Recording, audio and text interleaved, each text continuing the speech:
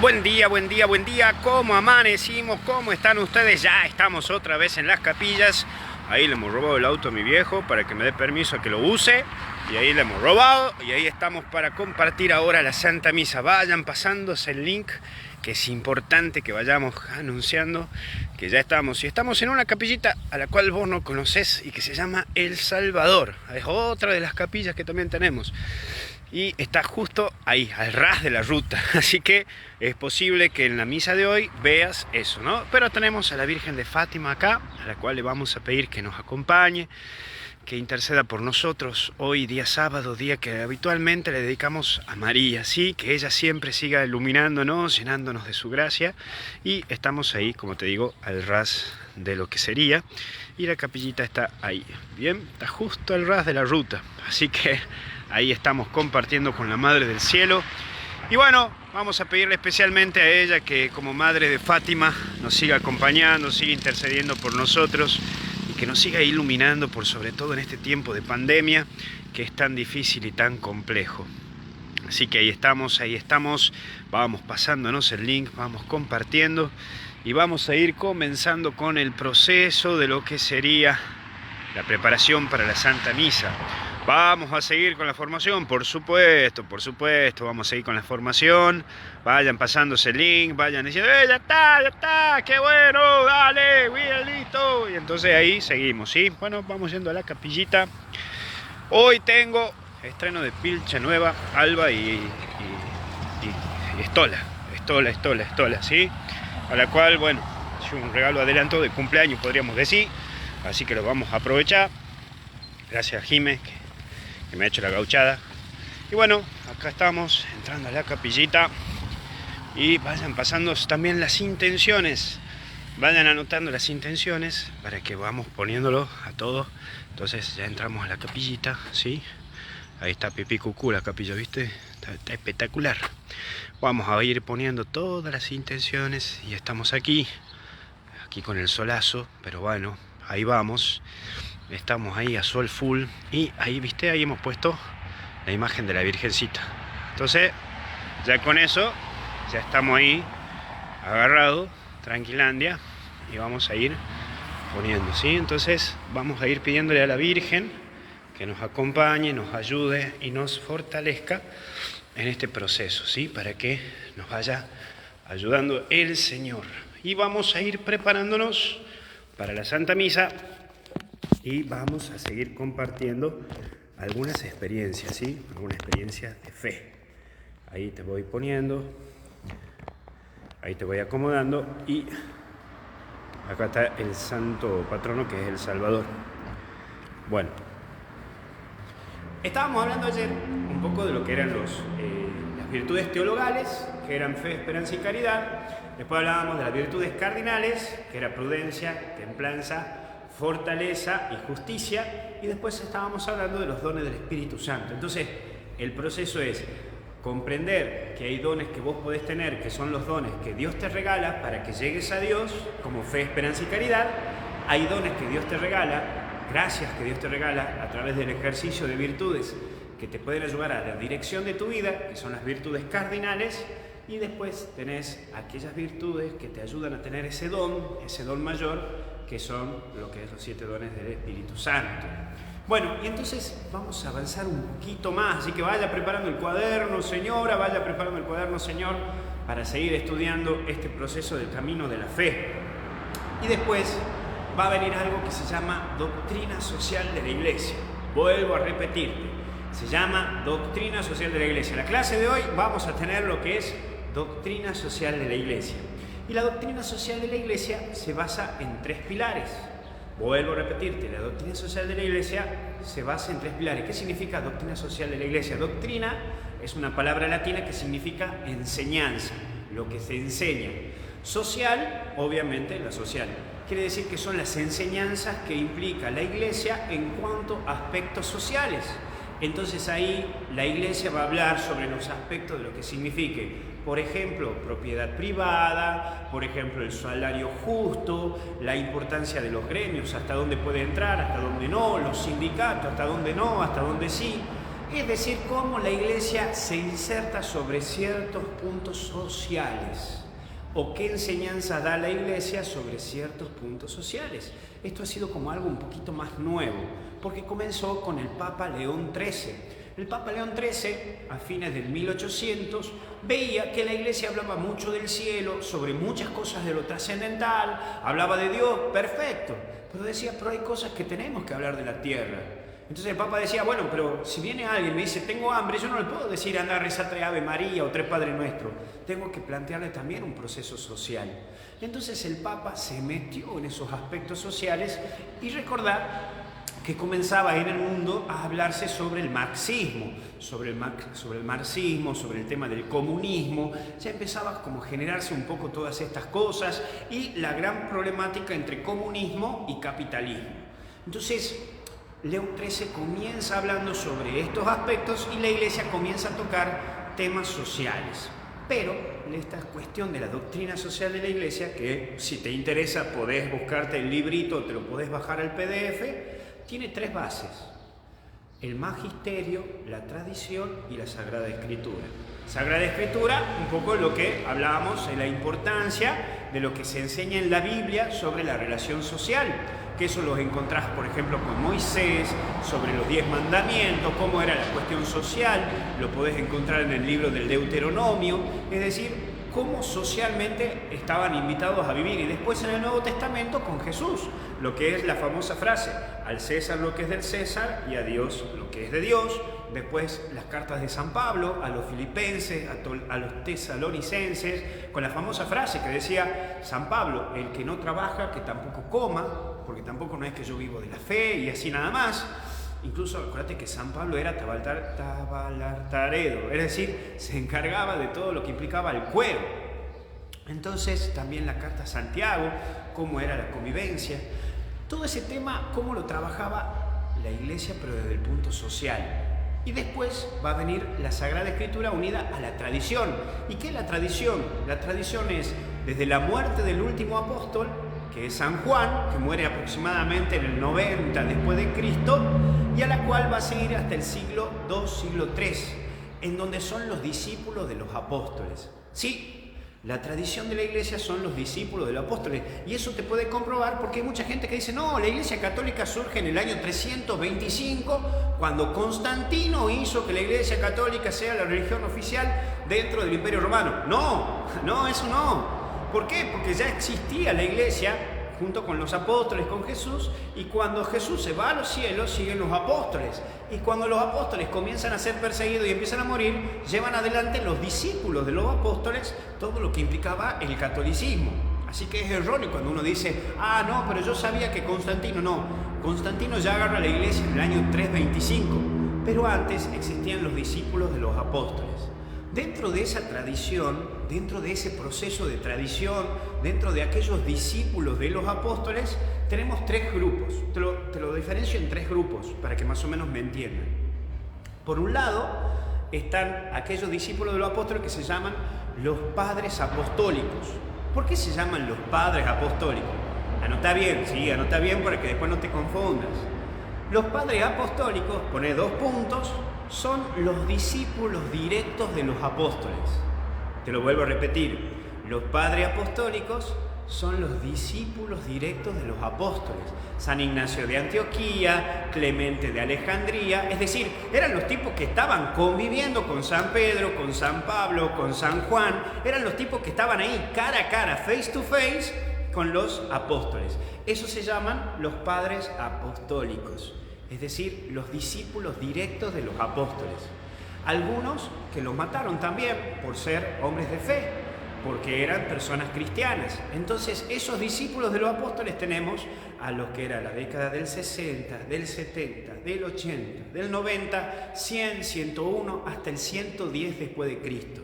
Entonces, desde que Jesucristo se va a los cielos hasta el 110 aproximadamente se habla de los padres apostólicos, porque eran los discípulos directos de los apóstoles y que llevaban adelante a la Iglesia Católica, ¿sí? Comienzan a expandir a la iglesia por los distintos sectores, porque acordate que ellos tomaron muy a pecho, gracias a Dios, lo que había dicho Jesús: vayan y anuncien el evangelio hasta el fin del mundo. Y como yo te explicaba la otra vez, ¿cuál era el objetivo del catolicismo? ¿Dónde teníamos que llegar para cumplir con lo que Jesús nos decía? Los apóstoles querían llegar a España, porque acuérdate que en aquel tiempo no existía la Iglesia Católica, no existía tampoco para el mundo América. Entonces, para ellos el fin del mundo era España, entonces por eso tenían que llegar hasta ahí, y por eso está el apóstol Santiago, que trata de llegar hasta ahí, lo que hoy conocemos como el Camino a Compostela. Entonces ahí comienzan los padres apostólicos a tratar de llevar el Evangelio para la zona de Asia, para la zona de África, para la zona de España. Querían expandirse por todos lados. Esos son los discípulos de los apóstoles, los padres apostólicos. Después viene un segundo bloque, que es desde el 107, 110 hasta el 210, hasta el 220, que se llaman los padres apologetas. ¿Sí? Los padres apologetas. ¿Por qué padres apologetas? Porque ya no han sido discípulos directos de los apóstoles, porque ya los apóstoles se nos murieron y han sido matados todos, menos uno. El único apóstol que no ha sido matado ha sido San Juan. Anote eso también. El único apóstol que no ha muerto, que no lo han matado, mejor dicho, es San Juan. A todos los demás lo han matado. A San Pedro, vos sabés que lo han crucificado, y lo han crucificado boca abajo, porque él decía que no era digno de morir igual que Jesús. A San Andrés también lo crucificaron, pero en forma de X. ¿Sí? En forma de X lo crucificaron. Después a San Judas, no Iscariote, sino Tadeo, también le metieron una lanza en el corazón y lo mataron. Después a otro le cortaron con un serrucho, ¿sí? Por el medio. En fin, no me voy a detener. Por eso, cuando vos vayas al Vaticano, vas a ver que está el Vaticano, la entrada a la Plaza de San Pedro, y arriba de la Plaza de San Pedro están los 12 apóstoles y están con armas. Y vos decís que están por hacer un piquete, están por hacer un atentado. No, están con el arma con que fueron matados. Cuando vos veas un santo o alguno de los apóstoles con un arma en la mano, no significa que eran luchadores, sino que significa que tienen el arma con que fueron matados, con que fueron martirizados. Espero que me vayas entendiendo. Bueno, entonces, esos padres apostólicos. Los padres apologetas son aquellos intelectuales, eran personas que habían escuchado hablar de Jesús, eran personas que conocieron un poquito a los apóstoles, pero eran personas que estaban compartiendo con los discípulos de los apóstoles, pero que eran muy intelectuales. Eran personas que sabían de filosofía, que sabían muchísimos idiomas, eran personas como Orígenes, como San Agustín de Hipona, que el más conocido es San Agustín por sus escritos, y son personas que comienzan a poner por escrito sobre teología, sobre Dios, sobre esta venida de Dios, sobre el racionalismo dentro de la iglesia. Por eso es lindo saber que la Iglesia Católica te da la teología, te explica todo lo que vive, los ritos. Gracias a San Irineo de León podemos hoy tener el rito, cómo celebrar la misa, cómo consagrar, porque pusieron por escrito lo que recordaban de los apóstoles y de los discípulos de los apóstoles, cómo presidían y cómo celebraban la misa. Entonces, San Irineo de León te escribe y te pone: yo recuerdo cuando eran los domingos a la mañana y nos juntábamos en la tumba de San Calixto y en el cementerio celebrábamos la misa en la cual el sacerdote era el que presidía y hacía esto y esto. Por eso hasta el día de hoy seguimos celebrando la misa como celebraban ellos, lo que se ponían, lo que se desfiguraba, lo que se ponían. Bueno, cómo tenía que ser el vino, cómo tenía que ser el pan, cómo tenían que ser las cosas. Es toda esa cuestión de la cual estaba marcado. Recién, acá me decían en la capilla, el vino patero. No, porque San Irineo de León incluso decía, obviamente que decimos patero porque se pisa la uva con la pata de la vaca o con la pata del caballo. Se pisaban los vinos. Por eso se viene con la famosa frase patero, pero no tenía que tener ningún producto químico. Esa era la condición. Bueno, todo eso lo había escrito San Irineo de León. Por eso se llaman los padres apologetas. ¿Por qué se dice apologeta? Apolo significa defensores. Geta significa palabra, boca. Entonces de ahí viene el término apologeta. Defensores de la palabra con sus bocas. ¿Sí? Los tucumanos somos cultos y por eso decimos boca, geta, geta, boca. De ahí viene la palabra griega, a la cual significa defensores de la boca o defensores con la boca. Porque eran muy intelectuales, eran personas súper, ultras inteligentes. Entre eso tenemos a Orígenes, tenemos un montón. Y de ahí viene un tercer grupo, y este tercer grupo se los va a llamar los padres capadocios. Padres capadocios, ¿qué significa? ¿Que andaban con capa? No. Padres apostólicos, los discípulos directos de los apóstoles. Padre apologetas, aquellos que eran defensores de la fe. Te estoy hablando del año 210 al 230. Y después los padres capadocios del 230 al 320, por ahí aproximadamente después de Cristo, y en la cual estos padres apologetas eran 3. ¿Por qué se los llaman los padres apologetas? Así como los padres apostólicos eran los discípulos directos de los apóstoles, los padres apologetas eran los defensores con la palabra y eran personas intelectuales, los padres capadocios eran los que unían relación social e evangelio. Enseñaban a trabajar, enseñaban a que tenían que vivir de lo que sembraban, de lo que cosechaban, tenían una relación directa con la gente del gobierno, de dialogar, de generar una buena convivencia, de convivir entre todos. Es decir, eran personas que ayudaban a un estado social, es decir, ayudaban a una convivencia civil, a ser ciudadanos. Estos 3 padres son San Basilio, San Gregorio de Nisa y San Gregorio de Nacianceno. Te lo repito porque sé que hay varios que están escribiendo. San Gregorio de Nisa, San Gregorio Nacianceno y San Basilio, pero no la paloma San Basilio, este es San Basilio. Entonces, estos 3 se dedicaban a administrar la parte ciudadana. Entonces decían, muchachos, si ustedes son católicos, está buenísimo que se golpeen el pecho todos los días, pero dejen de andar choreando entre ustedes. Es decir, es bueno que sean hombres de fe, pero se me manifiestan ese hombre de fe cumpliendo con su labor social.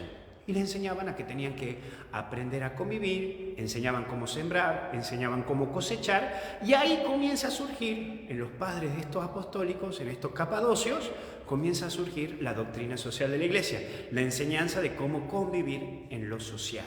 ¿Sí? Y ahí comienza todo eso. Entonces, eso es la tradición de la Iglesia, que se remonta en estos 3, y después va a venir y va a terminar todo con San Benito de Nurcia. San Benito de Nurcia, que es el fundador de los monjes, y por eso se llaman benedictinos, en honor a San Benito, y estos monjes van a hacer la famosa frase orat et labora, reza y trabaja, porque el que trabaja merece orar y el que ora también tiene que trabajar, unir estas 2 cosas. Por eso, hasta el día de hoy, si vas a un monasterio de los monjes benedictinos, ellos no pueden pasar limosna en la misa, como lo hacemos en todas las misas, sino que la limosna tiene que ser en que vos les compres trabajos propios de ellos. Por eso los monjes hacen miel, hacen dulce de leche, hacen queso, hacen pan, tienen panaderías, trabajan con el tractor, hacen dulces, porque ellos tienen que vivir del trabajo, porque ese es el mandato que dejó San Benito a los monjes. Reza y trabaja, orat et labora. Por eso ellos tienen que estar en campos, siempre tienen que estar en montañas, en campos, y administrar esos campos porque tienen que vivir de lo que hacen. Y para ir terminando, magisterio. Entonces te vas acordando, ¿no? Doctrina social de la Iglesia, León XIII, que comenzó hablando sobre la unión, sobre esta situación, nos hemos remontado para atrás, los 3 pilares, la Sagrada Escritura, la tradición, y dentro de la tradición teníamos los padres apostólicos, que eran los discípulos directos de los apóstoles, los padres apologetas, que eran los discípulos de los apostólicos, y después teníamos los padres capadocios, que termina con San Benito. Así que ahí se te destruye todo aquel que viene, especialmente los evangelistas que vienen y te dicen, no, porque la Iglesia Católica no ha surgido con Jesús, ha surgido con Constantino. Lo que sí es verdad es que con Constantino, en el año 325, se deja de perseguir a la Iglesia Católica y Constantino a la Iglesia Católica la convierte como religión oficial del Imperio Romano. Eso sí es verdad, pero eso no significa que ahí comience la Iglesia Católica. Son totalmente 2 cosas distintas. Pero de ahí va a venir un siguiente punto, magisterio. Magisterio viene de una palabra latina que significa maestro, maestra. Por eso viene el término magister. ¿Y magisterio qué significa? Que es la enseñanza de todos los obispos y de los papas. Todo lo que diga el Papa en cuanto a fe y costumbre es magisterio, es enseñanza para la Iglesia Católica. Todo lo que un obispo diga en cuanto a fe y en enseñanza de la tradición de la Iglesia también es fundamental y es magisterio, es una enseñanza para todos los que pertenecemos a la Iglesia Católica. Por eso mismo, te pongo un detalle, cuando el obispo da una homilía en la misa, o cuando el Papa da una homilía en la misa, se pone la mitra, se pone ese gorrito grande, ¿viste? Bueno, ese gorrito grande significa que esto, lo que él está hablando, lo que él está enseñando, es importante para la fe. Y cuando el Papa o el Obispo anuncia algo importante en cuanto a la fe, vos vas a ver que se va a poner el gorrito y al mismo tiempo va a usar el báculo, el bastoncito ese que usa como pastor. Bueno, eso significa que es muy importante para la iglesia lo que está anunciando. Por eso lo representan en la liturgia, en la misa, de esa manera. Por eso, cuando hablamos de términos sociales, estudiamos algunas encíclicas o algunos documentos del Papa cuando habla sobre algo de lo que refiere a lo social. Por eso, aquí, desde León XIII, con un documento que sacó que se llama Rerum Novarum, protegiendo a los trabajadores, de ahí comenzó un proceso en donde el que más habla sobre el tema social es el Papa Juan Pablo II. Juan Pablo II habló mucho sobre el tema social, pero acuérdate que él estuvo viviendo en un país como era Polonia, donde estuvo gobernado, pero donde estuvo también invadido por los nazis, por los comunistas y al mismo tiempo una lucha contra el capitalismo. Era un país muy sufrido. Por eso Juan Pablo II escribe documentos en donde va a hablar sobre el tema social, sobre la situación social y hasta dónde puede entrar la iglesia, hasta dónde puede entrar el cura y hasta dónde no puede entrar el cura o la monja en temas sociales. Acordate que en la década del 70, la década del 80, surgía aquí en Latinoamérica una corriente muy fuerte que se desvirtuaba, que se llamaba la teología de la liberación, o como se conoce en Argentina o en Brasil o en Chile, lo que se llamaban los curas tercermundistas, que eran personas que estaban muy infiltradas con el comunismo y hasta representaban al Che Guevara con Jesús. Bueno, ahí cuidado, danger, cuidado, attention. Entonces el Papa Juan Pablo II fue muy claro en eso y por eso lo tenía a un hombre que lo ayudaba a marcar mucho las líneas sobre esto, que era el cardenal Ratzinger, quien es hoy el Papa Benedicto XVI. En fin, yo te estoy haciendo un resumen total de todo esto. Si lo querés investigar, metete en vatican.va o podés meterte comprándote el documento que se llama Doctrina Social de la Iglesia, que es un buen libraco, y aprendés todo lo que implica la doctrina social de la Iglesia. Porque, como bien nosotros sabemos, la Iglesia no tan solo habla del cielo, sino que también te invita a que como buen cristiano también seas un buen ciudadano. No me sirve nada a mí que seas un buen cristiano cuando sos un mal ciudadano y te llevas mal con todo el barrio por ser una persona más amargada que el limón en la mañana. Es importante recordar que al buen cristiano también se lo invita a ser un buen ciudadano. Ya estamos en punto para comenzar la misa.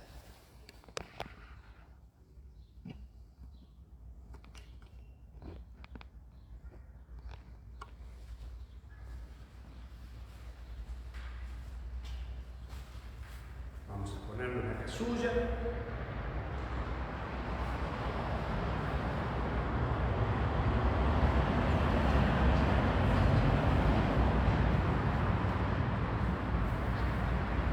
Prepararnos para la misa a la cual vamos a comenzar.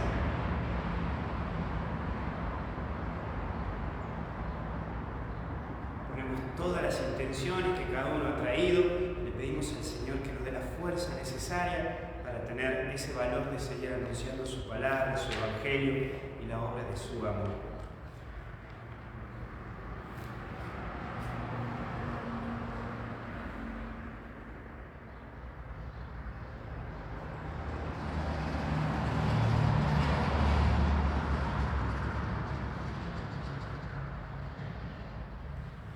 En el nombre del Padre, del Hijo y del Espíritu Santo. Amén. El Señor esté con ustedes y con tu espíritu. Pidamos perdón al Señor por nuestros pecados.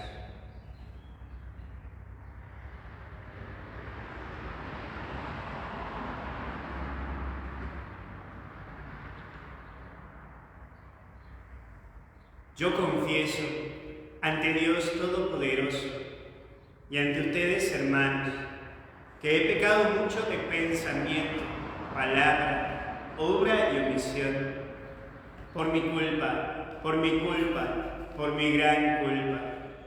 Por eso ruego a Santa María, siempre Virgen, a los ángeles, a los santos y a ustedes, hermanos, que intercedan por mí ante Dios nuestro Señor, Dios Todopoderoso, tenga misericordia de nosotros, perdone nuestros pecados y nos lleve a la vida eterna. Señor, ten piedad. Cristo, ten piedad. Señor, ten piedad. Oremos.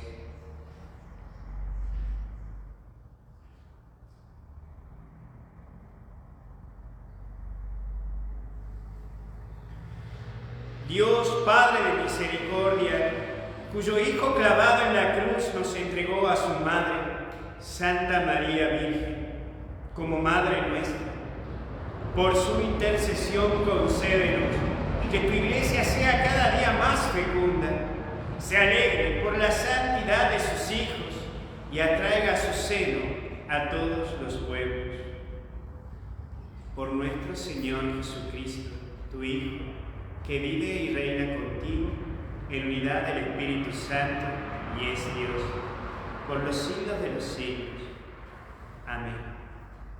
Sentados.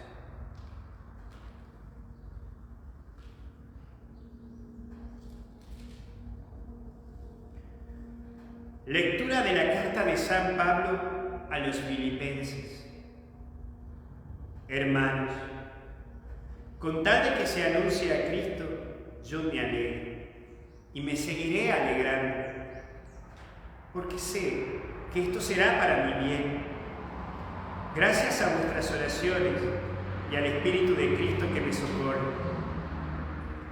Lo espero con impaciencia, porque en ningún caso saldré derrotado. Al contrario, ahora como siempre, Cristo será glorificado en mi cuerpo, sea por mi vida o por mi muerte. Para mí la vida es Cristo y una ganancia el morir. Pero si el vivir esta vida normal me supone trabajo fructífero, no sé qué escoger. Me encuentro en esta alternativa. Por un lado deseo partir para estar con Cristo, que es con mucho lo mejor. Pero por otro, quedarme en esta vida veo que es más necesario para ustedes. Convencido de esto, siento que me quedaré y estaré a vuestro lado, para que avancéis alegres en la fe. De modo que el orgullo cristiano que sentís por mí rebose cuando me encuentre de nuevo entre ustedes. Palabra de Dios, te alabamos, Señor. Mi alma tiene sed del Dios vivo. Mi alma tiene sed del Dios vivo. Como busca la sierva corrientes de agua, así mi alma te busca a ti, Dios mío.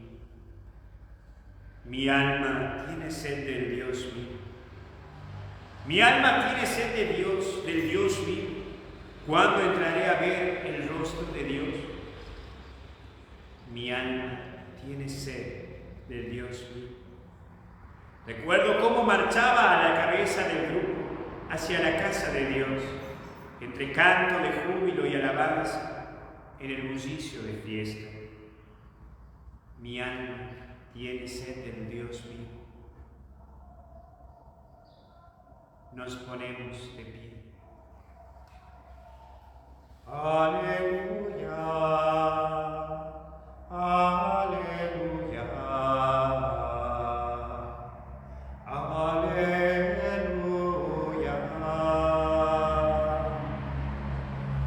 El que se enalcece será humillado.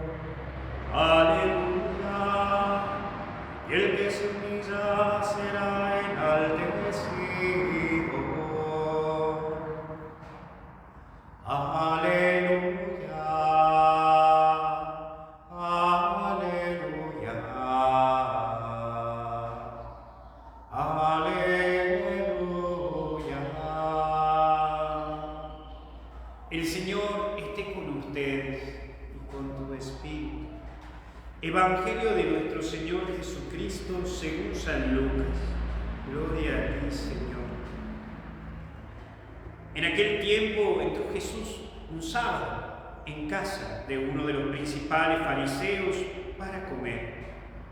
Y ellos lo estaban espiando, notando que los convidados escogían los primeros puestos. Les propuso este ejemplo: cuando te conviden a una boda, no te sientes en el puesto principal, no sea que hayan invitado a otro de mayor categoría que tú. Y vendrá el que os convidó a ti y al otro, y te dirá: cédele el puesto a este. Entonces, avergonzado, irá a ocupar el último puesto. Al revés, cuando te conviden, vete a sentarte en el último puesto para que cuando venga el que te convidó te diga: amigo, sube más arriba. Entonces quedarás muy bien ante los ojos de los comensales. Porque todo el que se enaltece será humillado, y el que se humilla será enaltecido. Palabra del Señor. Gloria a ti, Señor Jesús. Sentados. Vamos a ver algo que enseña San Benito, solamente que no lo voy a tocar tan igual como lo enseña San Benito, pero más o menos te voy a dar la idea de lo cual se va a presentar los 5 niveles de humildad. Sí, porque estamos llamados a vivir en la humildad, en la sencillez. Y humildad viene del mismo término y de la misma raíz de la palabra humus, la palabra hombre, que también significa la palabra tierra.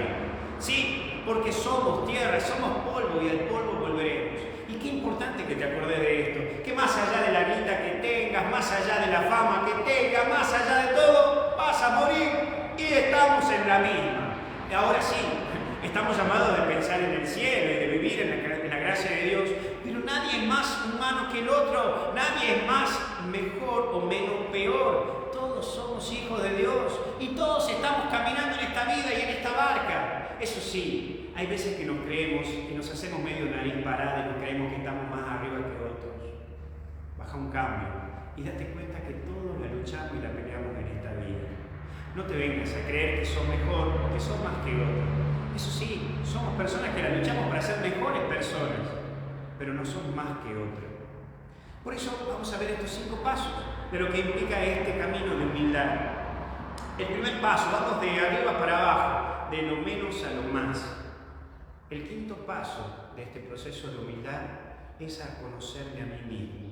¿Sí? Aceptarme lo que soy, aceptarme con mis defectos, aceptarme con mis virtudes. Esta es mi realidad de vida, esto soy yo. Me gustaría ser como, me gustaría ser de esta manera, me gustaría tal cosa, pero no, soy esto.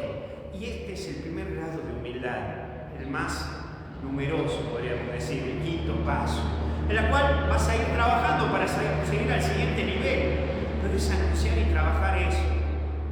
Yo me acepto como soy, acepto mi forma de ser, acepto mi familia, acepto mi historia de vida. Y que sí, que es complicado. ¿Cómo será que hay algunos que no se animan a hablar de su familia? No te quieren presentar a su familia porque hasta les da vergüenza. No te quieren hablar de su historia porque les da vergüenza. Vergonzar, no ver, no querer ver. Eso significa vergüenza. Lo que está alrededor mío y no lo quiero ver. Entonces, bueno, fíjate si estás viendo tu vida, si estás viendo tu historia y si estás aceptando tu historia. Pero ahí viene un 4.º paso, un 4.º nivel de lo que implica el camino de humildad. Aprender a reconocer mis límites. Primero, aceptar mi historia de vida. Primero es aceptar todo esto. Ahora, el segundo paso es aceptar mis límites. Lo que puedo y lo que no puedo. Obviamente, luchar y esforzarme para dar lo mejor de mí cada día. Pero hay cosas que puedo y cosas que no puedo. Y eso sí, no agrandarse cuando hay cosas que vos podés hacer. Pero muchas veces nos cuesta aceptar los límites. Y por eso cuando uno no acepta los límites, se vive justificando. Y las excusas son excusas. Y siempre buscamos echarle la culpa al otro de las cosas que no nos salen. ¿Pero por qué rompiste la puerta? No he sido yo el que rompió la puerta. La han vendido mal a la puerta. Pero reconocer tu error. Si no aceptas tus límites, no vas a reconocer tus errores. Entonces ahí pasamos al tercer paso, al tercer nivel del camino de humildad. 5.º, aceptar mi vida. 4.º, aceptar mis límites. 3.º, reconocer la mano de Dios en tu vida. Hay cosas que Dios también está haciendo en tu vida, en tu historia, y es aprender a reconocerlo en sí. Segundo, aprender a reírme de mí y aprenderme a reír con el otro. Sí, la alegría, la sonrisa, el aprender a tomar con humor mi vida, el aprender a tomar con humor lo que yo soy, aprender a tomar con humor mi forma y mi realidad de ser. O vos sos medio chispita y te enojas por cualquier tontera. Es más, ¿sos autocrítico o no sos autocrítico? ¿Se te pueden decir las cosas o no se te puede decir las cosas? Qué lindo cuando alguien aprende a reírse de sus propios errores. Qué hermoso cuando alguien aprende a decir, mira, la verdad que soy así y soy parecido al Pato Lucas, qué sé yo, no sé, pero que puedas expresar con alegría lo que sos. Porque el buen humor ayuda también, como decía Santo Tomás Moro, a una buena digestión. Porque la persona que todo el tiempo se hace problema de todo, te aseguro que la gastritis la tiene a full. Qué importante que vos puedas reconocer con alegría tu realidad y qué importante que tomes con alegría y con humor tu forma de ser, tus errores y tus debilidades. Y por último, el primer nivel es tener una relación estrecha con Dios. Sí, aceptar con humildad que lo que hago es para mayor gloria de Dios. Y cuando alguien alaba la obra que yo hago, decir que todo es para mayor gloria de Dios. Saber que todo lo que estoy haciendo en este camino de mi vida es para mayor gloria de Dios y que nada es para mí. Entonces, cuando alguien te aplauda, no digas nada, pero dentro tuyo decís, todo para mayor gloria tuya, Señor. Cuando alguien te diga, qué capo que sos, qué buena persona que sos, todo para mayor gloria de Dios. Aprender a no hablar tanto.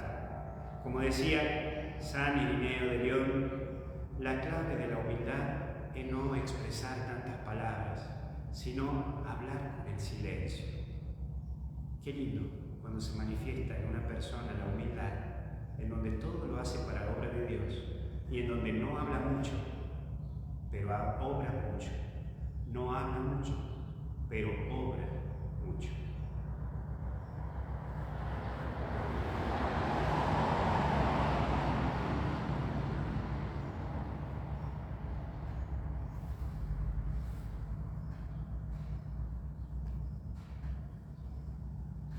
Bendito sea, Señor, Dios del universo, por este pan, fruto de la tierra y del trabajo del hombre que recibimos en tu generosidad. Y ahora te presentamos.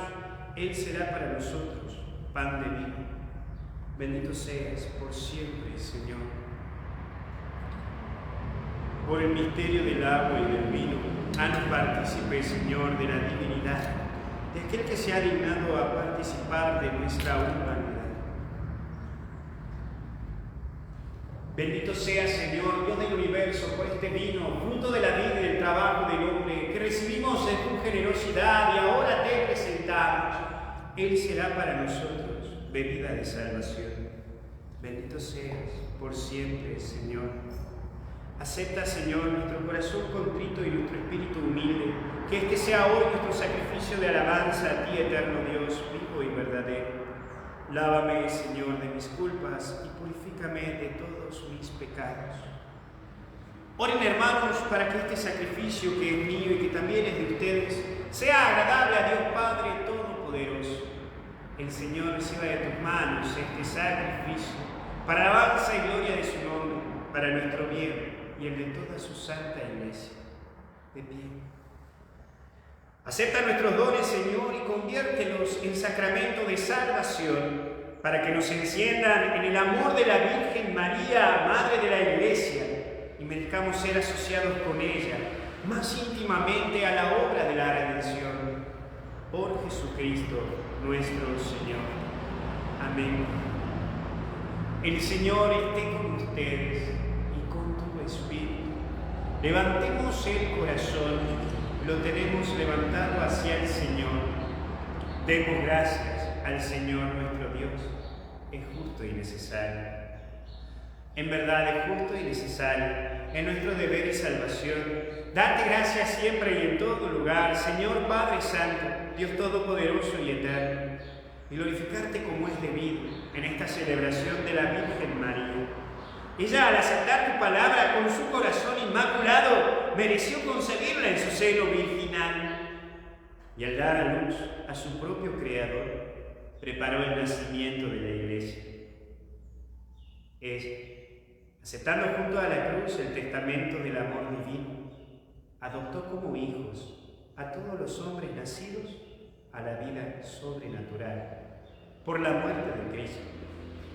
Ella, unida a los apóstoles en espera del Espíritu Santo prometido, asoció su oración a la de los discípulos y se convirtió en modelo de la Iglesia orante. Elevada a la gloria del cielo, acompaña a la Iglesia peregrina con amor maternal y con bondad protege sus pasos hacia la patria del cielo hasta que llegue el día glorioso del Señor.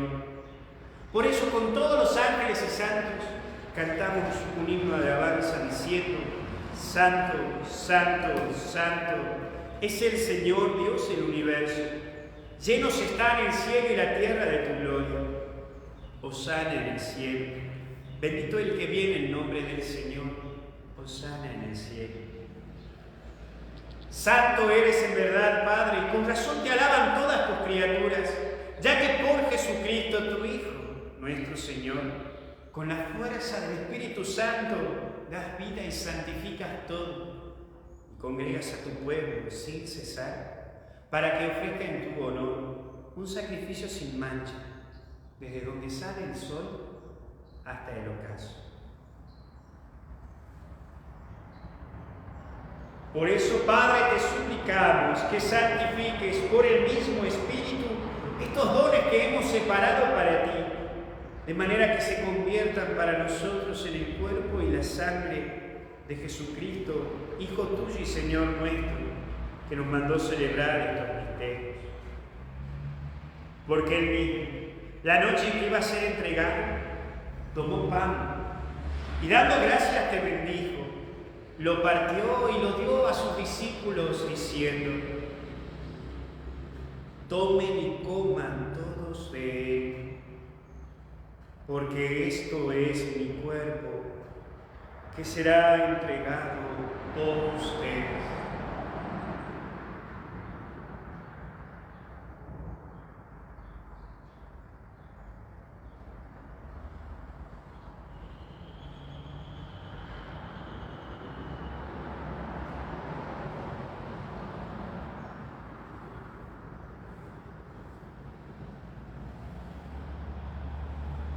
Del mismo modo, acabada la cena, tomó el cáliz y dándote gracias de nuevo, lo pasó a sus discípulos diciendo: tomen y beban todos de él, porque este es el cáliz de mi sangre, sangre de la alianza nueva y eterna, que será derramada por ustedes y por muchos para el perdón de los pecados. Hagan esto en conmemoración mía.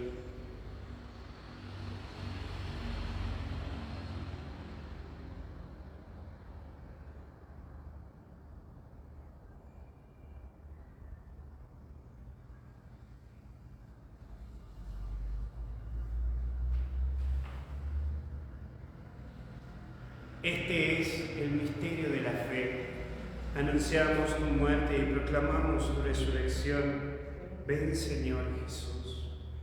Así, Padre, al celebrar ahora el memorial de la pasión salvadora de tu Hijo, de su admirable resurrección y ascensión al cielo, mientras esperamos su venida gloriosa, te ofrecemos en esta acción de gracias el sacrificio vivo y santo, pan de vida eterna y el testimonio de salvación. Dirige tu mirada sobre la ofrenda de tu iglesia y reconoce en ella a la víctima, por cuya inmolación quisiste devolvernos tu amistad, para que, fortalecidos con el cuerpo y la sangre de tu Hijo y llenos del Espíritu Santo, formemos en Cristo un solo cuerpo y un solo espíritu. Que Él nos transforme en ofrenda permanente, para que gocemos de tu heredad, junto con tus elegidos, con María, la Virgen, Madre de Dios, con San José su esposo, los apóstoles y los mártires, con Santa Teresita del Niño Jesús y todos los santos, por cuya intercesión confiamos obtener siempre tu ayuda. Te pedimos, Padre, que esta víctima de reconciliación traiga la paz y la salvación al mundo entero. Confirma en la fe y en la caridad a tu iglesia peregrina en la tierra, a tu servidor el Papa Francisco, a nuestro obispo Carlos, al orden episcopal, a los presbíteros y diáconos y a todo el pueblo redimido por ti. Atiende los deseos y súplicas de esta familia que has congregado en tu presencia.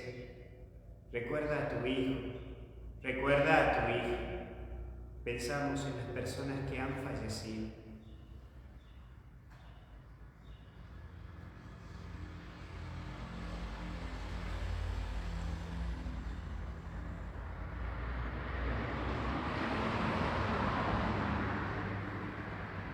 A quien llamaste de este mundo a tu presencia, concédele que así como han compartido ya la muerte de Jesucristo, compartan también con él la gloria de la resurrección, cuando Cristo haga resurgir de la tierra a los muertos y transforme nuestro cuerpo frágil en un cuerpo glorioso como el suyo.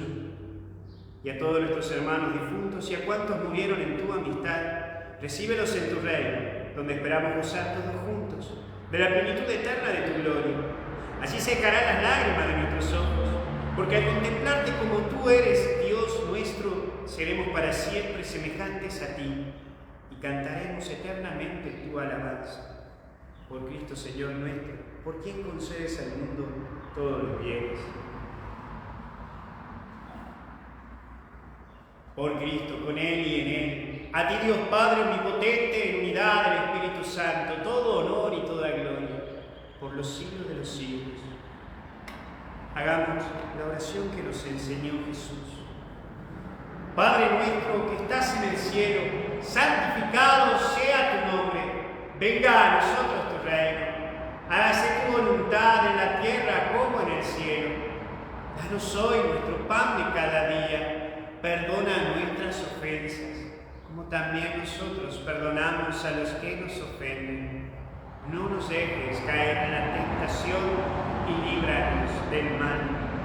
Líbranos de todos los males, Señor, y concédenos la paz en nuestros días, para que, ayudados por tu misericordia, vivamos siempre libres de pecado y protegidos de toda perturbación, mientras esperamos la gloriosa venida de nuestro Salvador Jesucristo. Tuyo es el reino, tuyo es el poder y la gloria por siempre, Señor. Señor Jesucristo, que dijiste a tus apóstoles, la paz les dejo, mi paz les doy. No tengas en cuenta nuestros pecados, sino la fe de tu iglesia. Conforme a tu palabra, concédele la paz y la unidad. Tú que eres Rey por los siglos de los siglos. La paz esté con ustedes. En nuestros hogares nos damos el saludo de paz.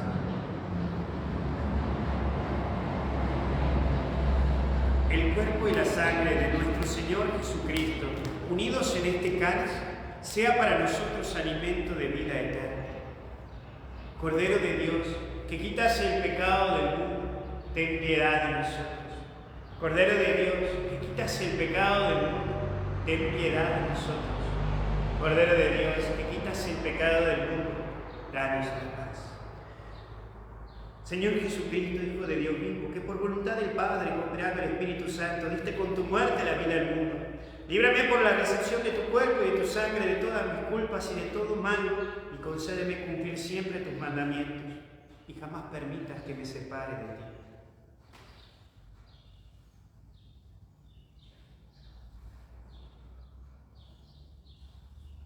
Este es el Cordero de Dios que quita el pecado del mundo. Felices los invitados a la cena del Señor. Señor, no soy digno de que entres en mi casa, pero una palabra tuya bastará para sanar.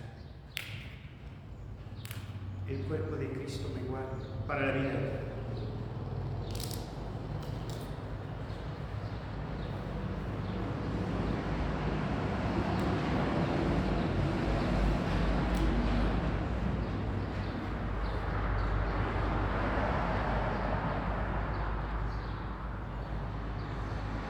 Sangre de Cristo me guarda para la vida eterna.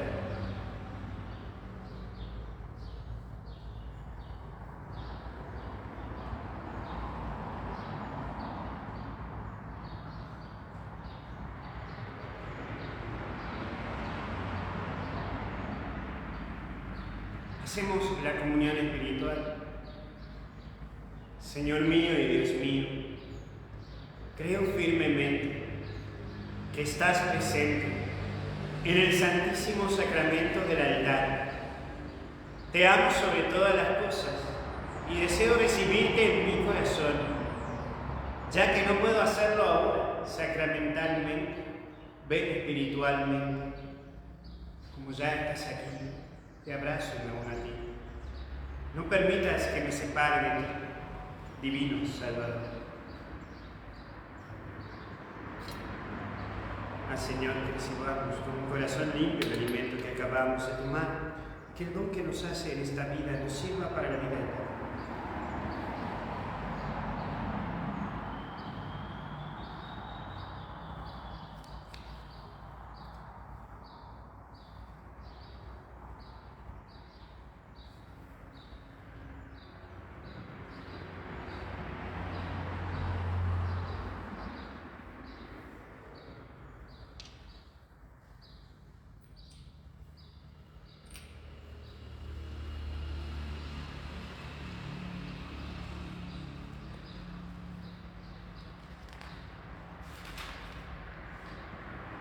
Oremos. Padre misericordioso, hemos recibido el anticipo de la redención de la vida. Te pedimos humildemente que tu Iglesia, por la intercesión materna de la Virgen María, ilumine a las naciones con el anuncio del Evangelio y colme el mundo entero con la efusión del Espíritu. Por Jesucristo nuestro Señor. Hacemos un Ave María encomendando a todas las personas enfermas, especialmente por coronavirus, y a todos los familiares que han perdido un ser querido en este tiempo. Dios te salve María, llena eres de gracia, el Señor es contigo. Bendita tú eres entre todas las mujeres, y bendito es el fruto de tu vientre, Jesús. Santa María, Madre de Dios, ruega por nosotros pecadores, ahora y en la hora de nuestra muerte. El Señor esté con ustedes. El Señor los bendiga y los proteja. Haga brillar su rostro sobre ustedes y les otorgue su misericordia. Que vuelva su mirada hacia ustedes y les conceda la paz. Los bendiga Dios a ustedes, a sus familiares y amigos, en el nombre del Padre, y del Hijo, y del Espíritu Santo. Amén. No se olviden que hoy tenemos rosario a las 18:30 por Facebook, por este mismo canal. Y mañana 18:30 por Instagram, así que ya lo saben. Y el lunes, que es el día de todos los difuntos, tendremos la misa a las 11 de la mañana por este medio, por aquí, por Facebook, y a la cual te invitamos a que tengas la foto de tu ser querido, para que podamos dar una bendición especial al final de la misa. Así que no te olvides de preparar la fotito de ese ser querido que tanto lo querés y que ya ha partido del cielo, para que recemos por esa persona. Hemos celebrado la misa, podemos quedar en paz. Demos gracias a Dios. Rezamos a María.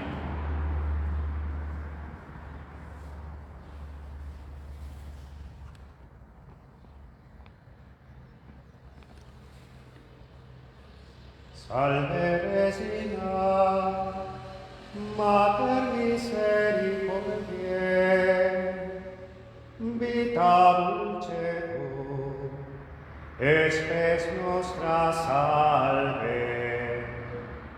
A te clamamus, exules Filipe, a te suspiramos, gementes et plentes, in ac lacrimarum valle. Ea ergo, advocata nostra, y los tuos misericordes oculos, nos converte. En Jesús,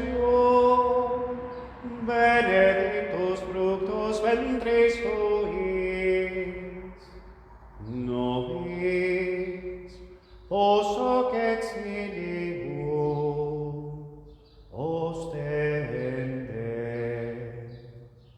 O clemente.